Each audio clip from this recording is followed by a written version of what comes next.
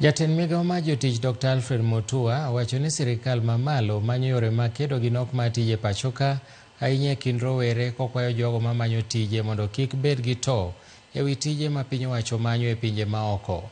Mutua ne lose e boma ma Wote kama notelo e chenro mar ndikruok tije mag pinje maoko madhi nyime e pachoka. Kwan mathoth mag rowere noyuoro mar ndikore ka gidhi manyo tije e pinje maoko manyiso ni rowere mathoth gombo yudo tich e pinje maoko.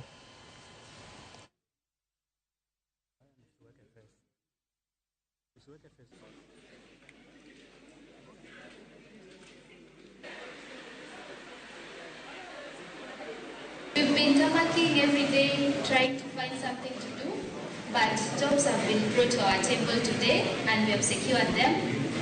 And I'm really ready to go and do the job, and I'm really happy, and I thank the government of Kenya for taking this initiative to secure jobs for young youths, because there are many youths out here without jobs, but they have really learned and gone to school and have big professionals, but yet they haven't got any jobs. Mimi nimefurahi sana hapa nimekutana na vijana ambao wamekuja hapa mapema na document zao, wamekuwa interviewed na wanaenda nchi tofauti kufanya kazi.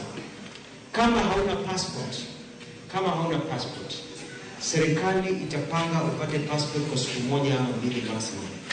Wewe unaenda kwa e-citizen, unajaza, unalipa the fees za e-citizen, unapata hiyo namba na receipt number.